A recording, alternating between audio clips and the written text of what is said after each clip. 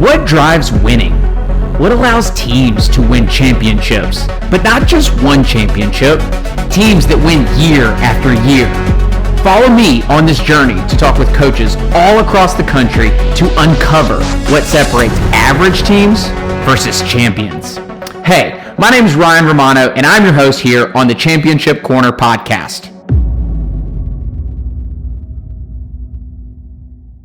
Hey everybody, welcome back to this week's episode of the Championship Corner. I have gymnastics legend Chellsie Memmel, and also after reading your book, we'll go super mom too. We'll do that, and especially after my wife and our daughter turns 1 now too, so it's like whole new appreciation, right? Like entirely new appreciation. So I appreciate you taking the time joining us today and just kind of chatting about your philosophy, and especially on the athletes like identity side of things and how to like shape like the person that they are. So I appreciate this. Thank you. Thanks for having me. Yeah. All right. So first question is, I think it's interesting. I've actually never asked anybody on the show this question, and I think that like you would be a perfect candidate, but and talking with so many of the athletes, I usually have like 3 questions that I lead off with them. And I think one of them, or the first one I usually ask is like, why are you potentially addicted to a life that you don't love? And to give you a little like backstory on that is I usually ask them, I'm like, hey, like, what's the number one emotion you feel day in and day out? And like almost 99% of the time, it's like stress, right? Like that's usually like one of the most common answers. I'm like, okay, like if that's our primary emotion that we're feeling throughout the day, then like why have we become like addicted to that? And so I ask you from either personal experience and obviously coaching experience, so maybe 2 different perspectives on that. It's like, what's your belief in why so many of these athletes continue to just get addicted to what I call unwanted emotion, stress, worry, anxiety, doubt, fear, shame, guilt, and those type of things? Well, I think if you're doing something continuously and that's just what you're feeling, it just becomes your normal. Right. And that's, unfortunate, and that's what it is. And I know so many people have felt that at some point in their life, or they're feeling it right now. I know I have, just felt that the stress of the grind. Yeah. That's just what it is. And like I said, I feel like it can be your normal, and that's just what you expect. It's what you're ready for. And that's just how it is. And it's hard to sometimes break that cycle. Mm-hmm. Yeah, it's definitely like you get in that loop and Yeah. it becomes over and over. Was there a moment like for you, I guess going back like from like competitive days of like where you notice like, okay, like, hey, like maybe this isn't what I want to feel every day. Maybe there's an other side of this of like peace of mind, excitement, joy, fun. Like, was there kind of a shift for you ever? I'm trying to think like specifically. I will say I know the worst times, like when I was feeling things like that, was when it was an injury. And when I was coming back and I wasn't getting to do what I wanted to do in the gym or do the actual gymnastics. It was the monotony of doing just the exercises Yeah. and trying to like get through that part of it. Because for me, that's when it was hard to get excited to go into the gym, when I couldn't do my gymnastics. Yeah. So for me, like that those are the times when that like sticks out the most. But then being able to do the gymnastics is again was like, yes, finally. Right. Is there a way that you've utilized that like within like your coaching? That one is always tough. And that one for me, like when I explain to my like the kids or whatever, if they're going through something like that, is what is your end goal? Is your end goal still to do gymnastics? What level do you want to get to? What skills do you want to learn? What do you still want to accomplish? Because this right now is not fun, and I'm not going to pretend that it is. But it's going to get you to where you want to be. And this is the stepping stone. Each day it's going to get you a little bit better. It's going to get that body part or whatever is happening a little bit stronger, so you can still reach what you want to. But it's acknowledging when something sucks Yeah. or Yeah. Yeah. when it is hard, because it is. It's not always pretending that life is sunshines and rainbows. Yeah, I totally agree. And I feel like so many, I call it like Care Bears, right? Like everybody is like, oh, we should just hug and it should just be lovey dovey every single day.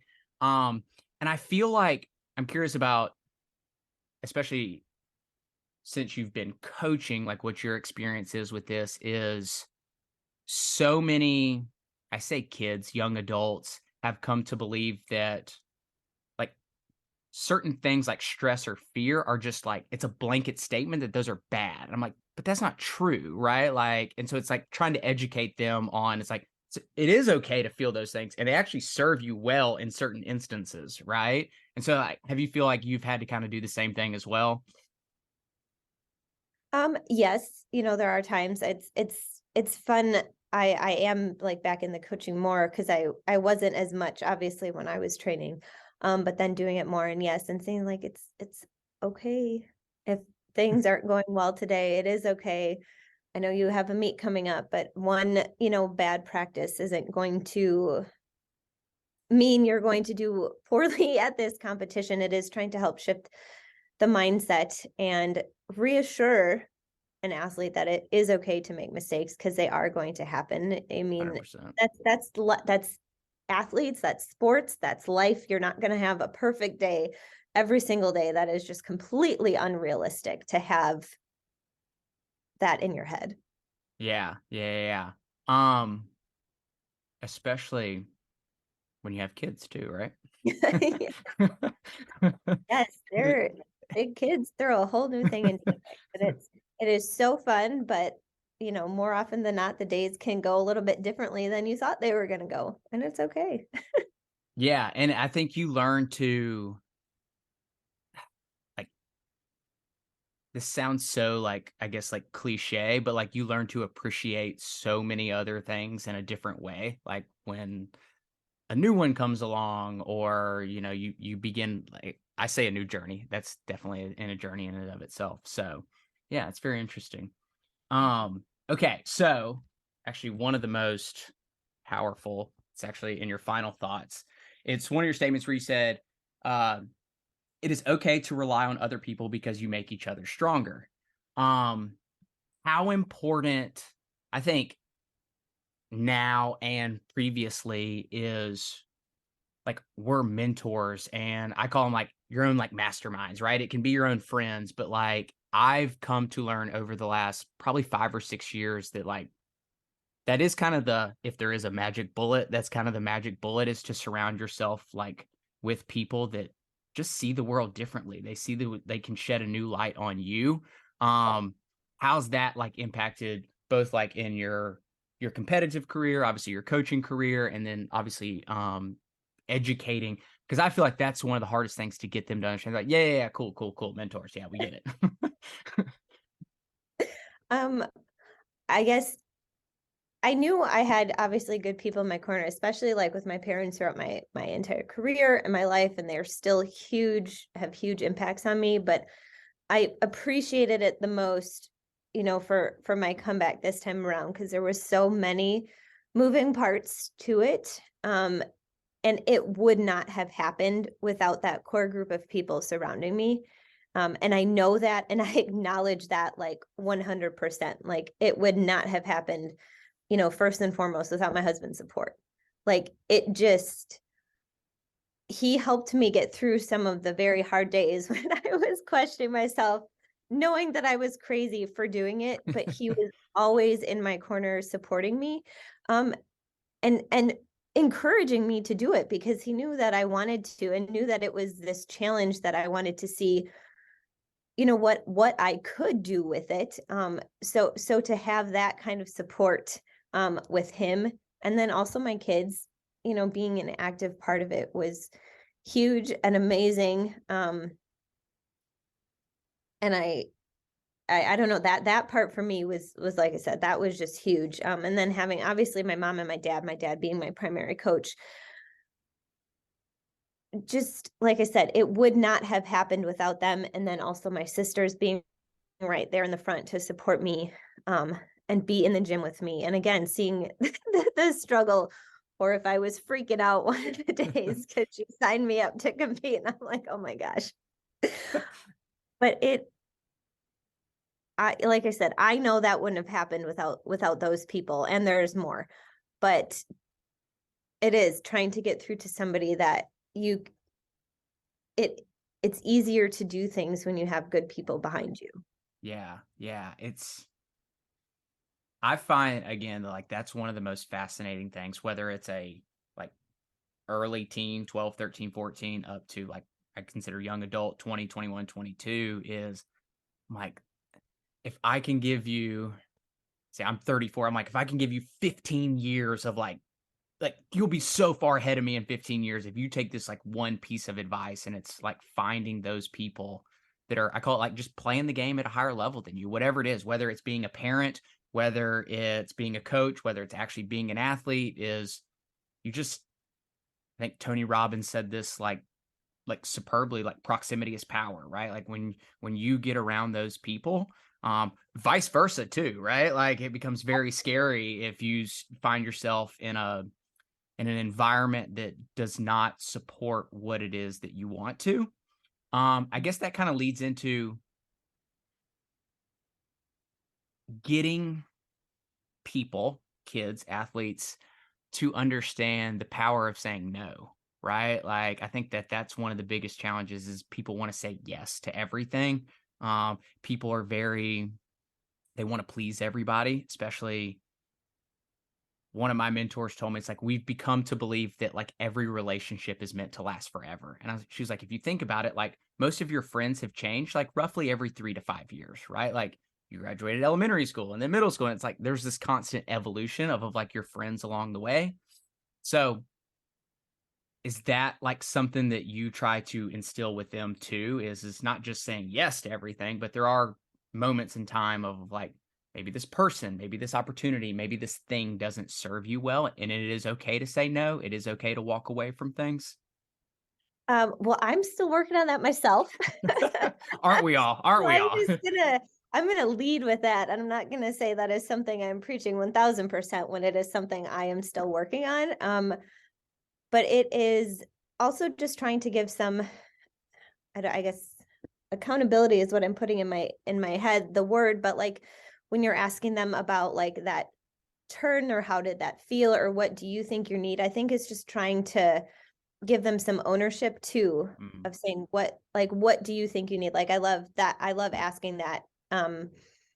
If we're done with an assignment or we have some time left, or how did that one feel to you? So they can actually give me the feedback, and stop and think about it instead of just me saying, well, there was this, and this. That's what I saw. I like to hear what they felt first.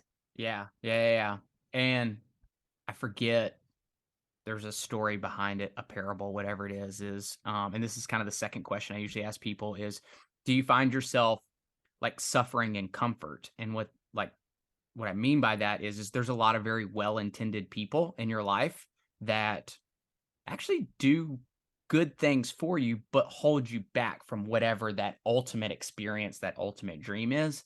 And so my challenge to them is always like, I always tell them too, it's like, I'm not going to give you anything new. Everything you have is already inside of you. Is I feel like my superpower and yours is to find people that just hold the keys, right? Like just help you unlock the doors that you already have, these talents, skills, and just uniquenesses and brilliancies about yourself, um, to just uncover and learn. And so I feel like that is one of the most powerful things, like you said, is like giving them a voice to be like, oh, like, yeah, okay, I did feel that inside. Oh man, there is a piece of me inside of that. So I feel like that's super unique, super cool. Yeah. Yeah, I agree. But yeah, I know I'm lucky as Why? far as parents being that's what they were for me. They were able to, push enough, be supportive enough, know when to step back, and just always be there. They were very good guiding at guiding me through, my career when they were my coaches, when they weren't my coaches, when they were again. So it was. How did they know? This is good. How did they know? Because there's so many parents, and in being I had a sports performance gym for a decade, is I had multiple conversations, actually a lot of conversations with parents of like, just be mom, just be dad, right? Like they just want you. So like, how did your parents, how were they able to juggle that of like, this is when I'm coach and I'm wearing this hat, and this is when I'm dad, and like, you're just my daughter. I love you. Yeah. It was, I mean, we did set the boundaries. And it is, you set the boundaries, but you have to respect them, which we both did. I mean, because you can't just say this is what it's going to be and then just not do it. Yeah. So we set the boundaries of the gym is the gym and home is home. And if you want to talk about the gym at home, we have to ask first and then respect what one of us says. If we say yeah, sure, then great. If we say no, then respect it. And no, I don't want to talk about it until we get to the gym tomorrow. Okay, great. So that part of it, just like I said, having the boundaries and respecting the boundaries made a big difference. Yeah. And that I do, I think you need that and just need to be supportive. And there was times too, obviously, when times are, tough in the gym or this or that, or was a fear of this. And it's like, oh, I don't know if I can do this or I want to be done. My mom's like, great, you can be done. That's just fine. You got to learn that skill first. And then you can tell me again if you want to be done. Yeah. Did he have a fear of going into it because of that like boundary of coach and parent? I think there was some hesitation, but I was the one who asked my dad. It wasn't like they sat me down and were like, well, I think we're just going to try to coach you. So that was it came from me. And it came from me after I had already done an Olympic, a trials and all of that. So I had been through the process. I knew, obviously I was still young. I was still 16, but coming from me made a difference.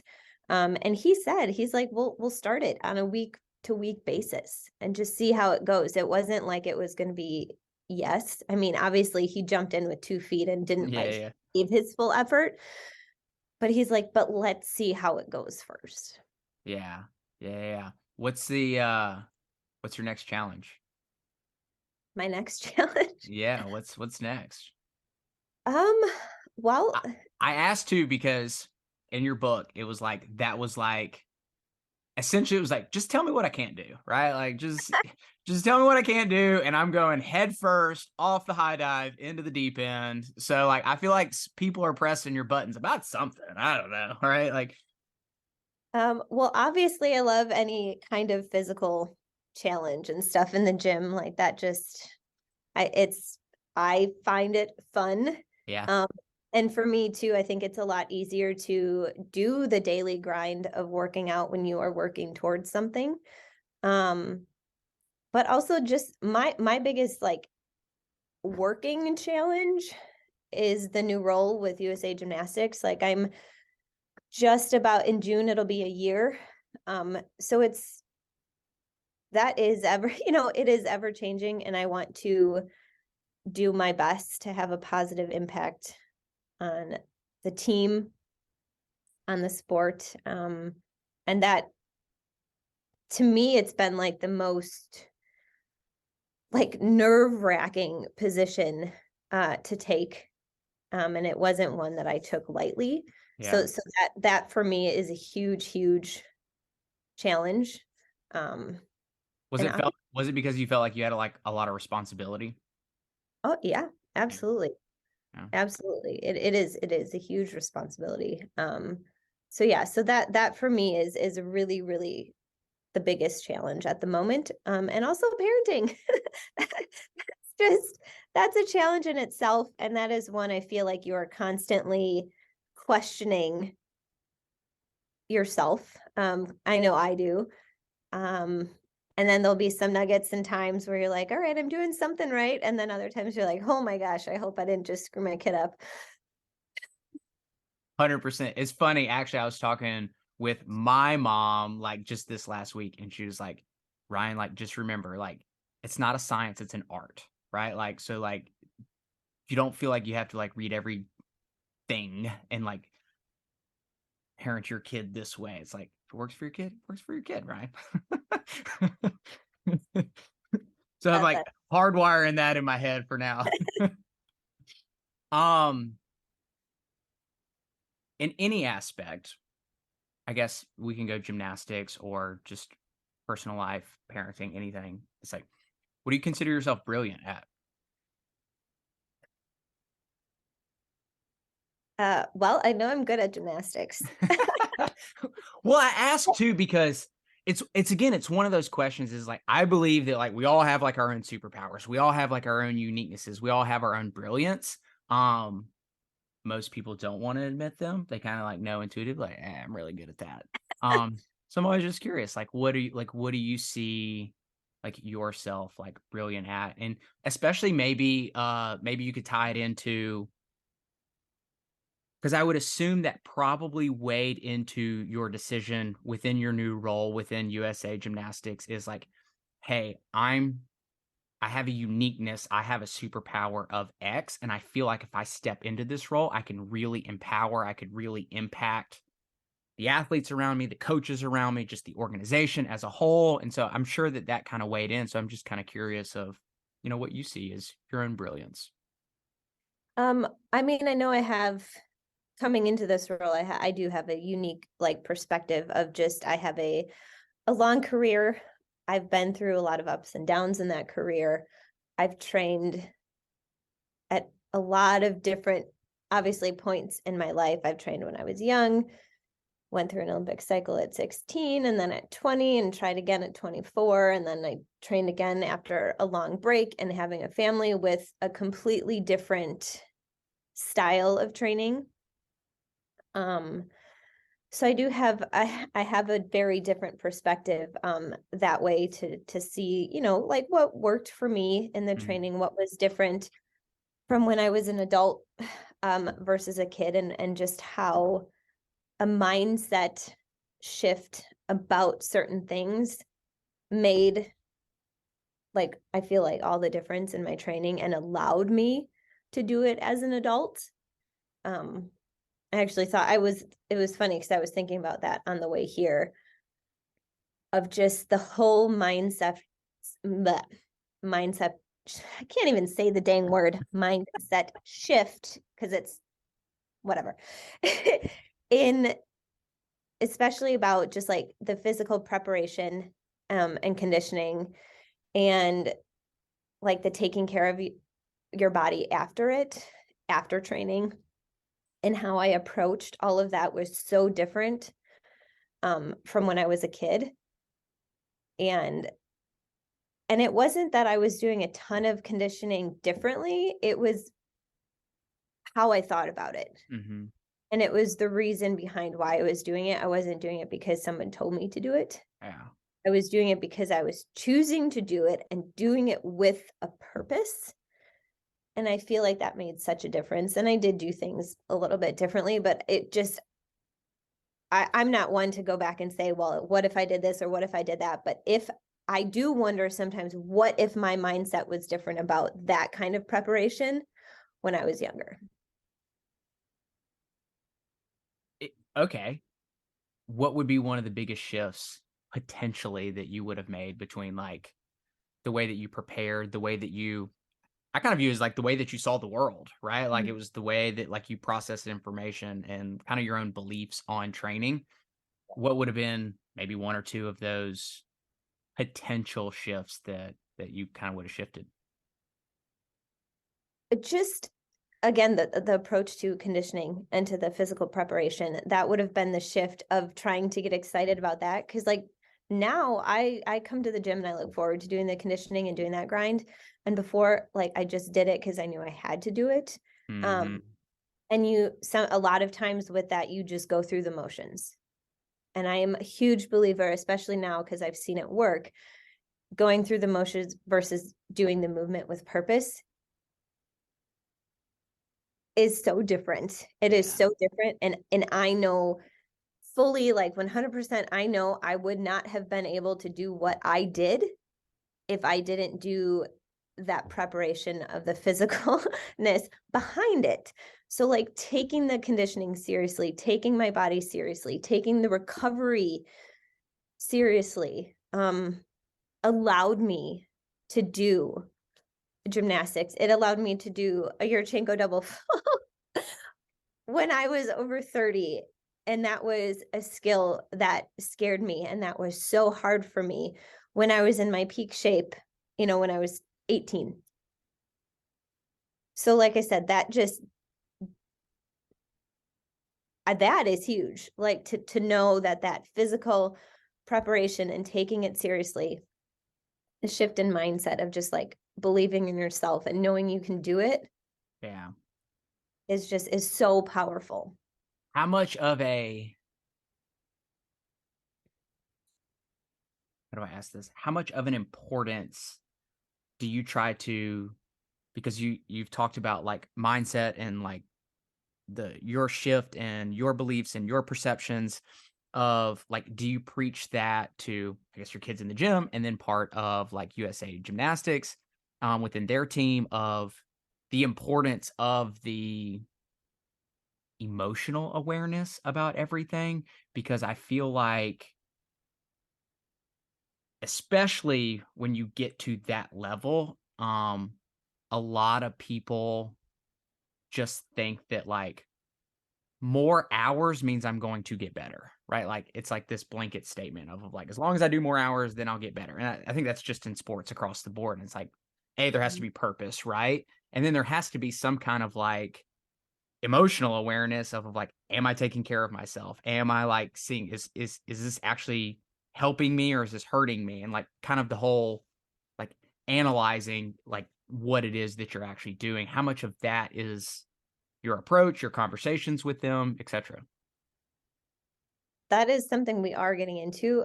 And that it's kind of, it's tough to bring that aspect into it, but it is one that we're, trying to do.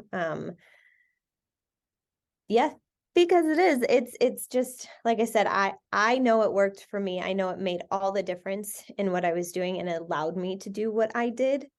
So to be able to, yes, kind of shift our focus a little bit that way. And no, definitely more hours doesn't mean you're going to get better. More hours of doing what? Yeah. More hours of doing what? I know that if you go up and do a skill and nail it solidly 3 times, that is far better than doing 10 just okay ones where you're going through the motions. 100%. Is, especially the younger kids, I always ask them, I'm like, have you ever sat down and started reading a book, and after like 3 pages, you have no idea what you read? They're like, oh my God, yeah. I'm like, kind of like that, right? Like just because you have the book open and you're going through it does not mean you're retaining any of that information. Doesn't at all. No, that was again one of the biggest things was quality over quantity. Like I knew I could only do 5 of certain things.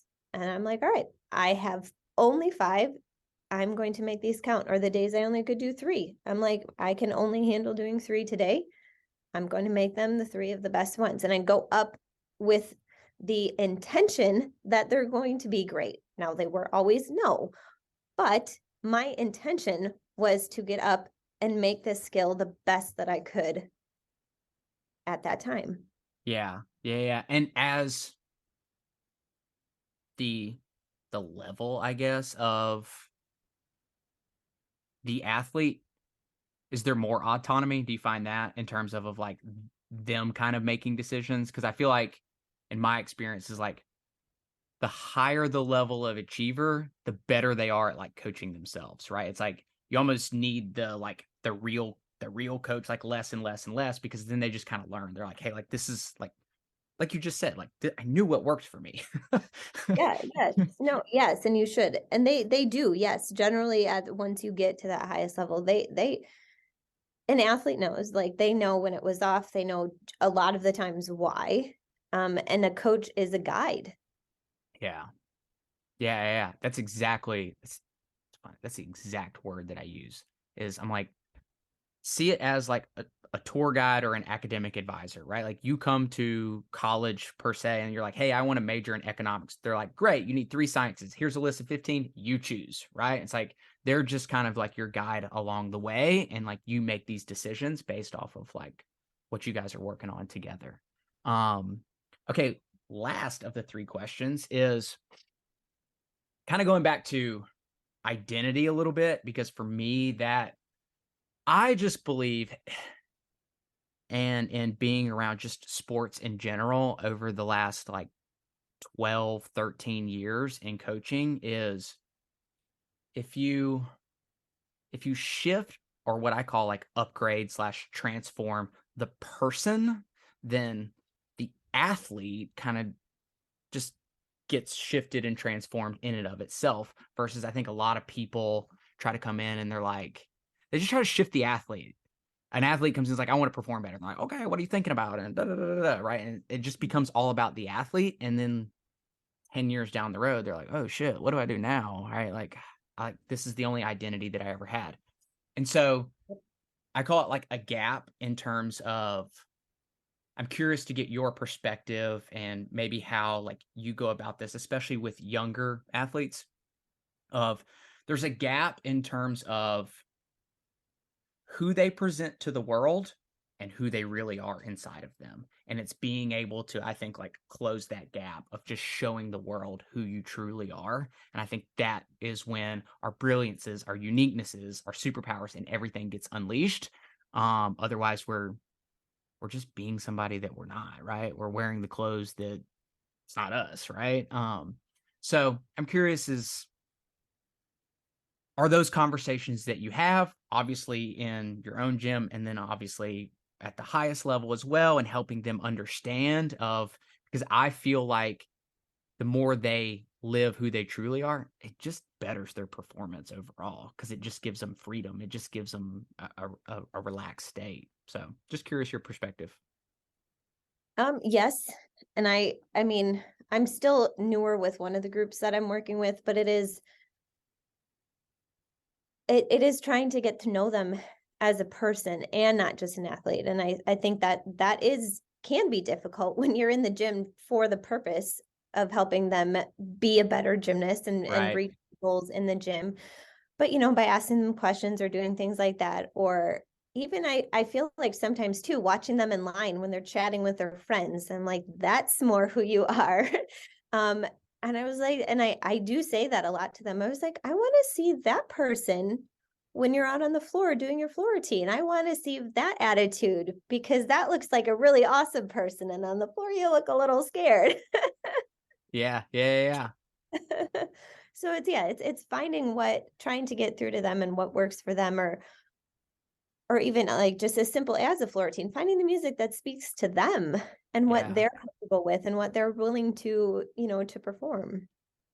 Yeah. And I'd say it was kind of by accident of like the biggest kind of icebreaker, because as I would come in and talk to and like work with like any of the teams or athletes, is I know in their mind it's like, oh shit, here's this guy again, right? And so it's like, how do I relate? And so this became my question of, I just started walking around and be like, what'd you eat for dinner last night? Right? Like it just like this random icebreaker to like get them shifted in mind, like, Yeah. what did I have? So just kind of like this small conversation starter about something totally meaningless, right? Just to ease the Yep. tension of like, hey, like let's make this fun.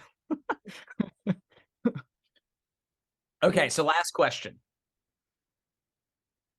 You can go broad or you can kind of put it in buckets in terms of like age range, maybe what certain athletes are after, but like what would be like your biggest piece of advice to honestly parents or athletes in terms of getting, I just call it from going from point A to point B, whatever that is, right? They're at a point right now and they desire something and there's a gap, right? Whether it be Hmm.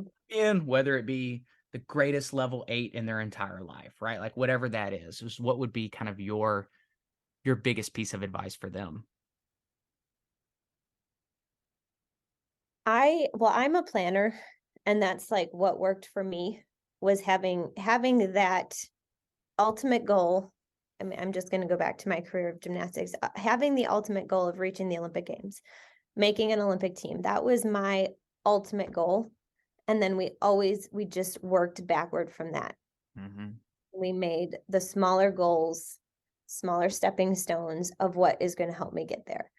Okay, if you want to go to the Olympics, you're probably going to have to make a couple world championship teams or do this or do this. And how do you make the world championship team? You're going to have to get international assignments first.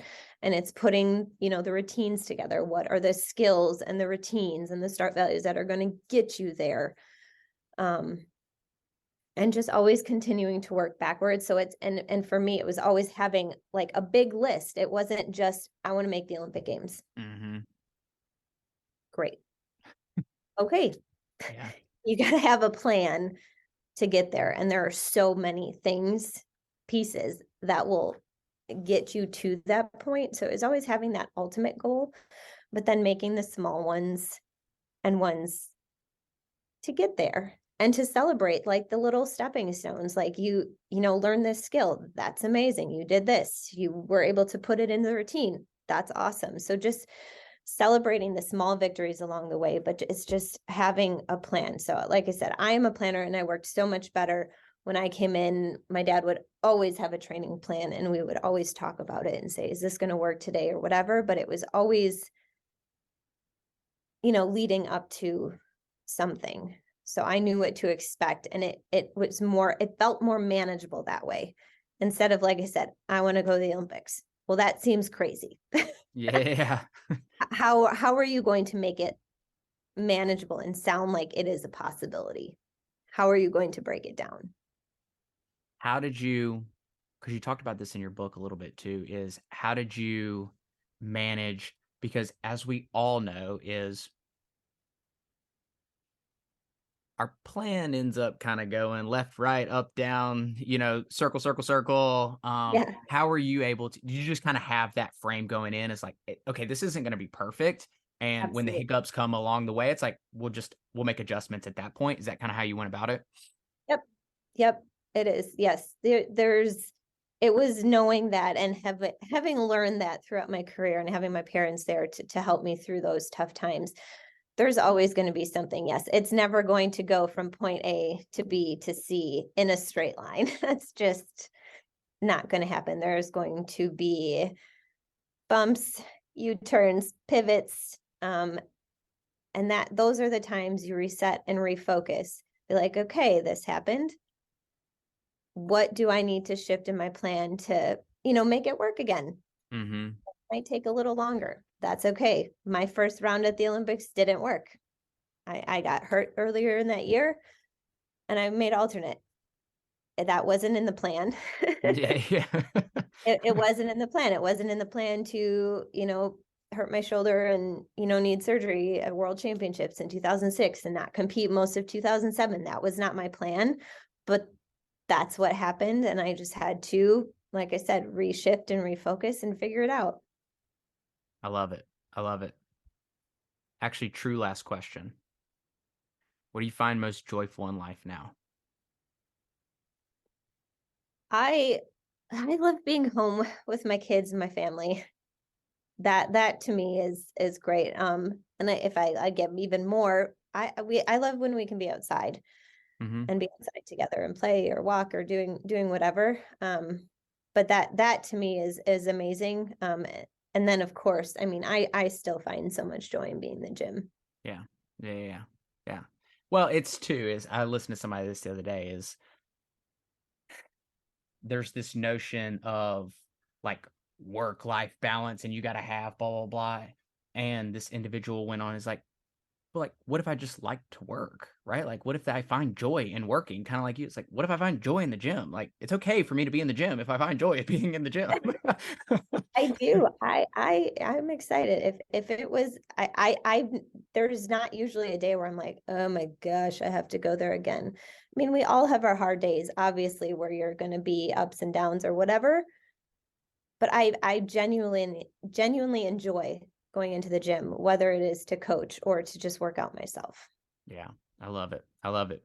Well, again, I appreciate you jumping on, chatting with us today. As always, kind of the whole mission of this podcast is, as with anything, whether it's reading a book, whether it's listening to something like this or on YouTube or anything, is not to try to ingest everything, but just find the one nugget, right? Like find the one thing that applies to you and that you can actually like implement into your life today or start working on or dive deeper into learning about more, whatever the case may be. That's ultimately like our mission within the podcast. So again, I appreciate it. Thank you so much. And for all you guys listening, hopefully you found your golden nugget and can go out and uncover your brilliance, your superpowers, and your uniquenesses. Till then, love you guys. Talk with you soon.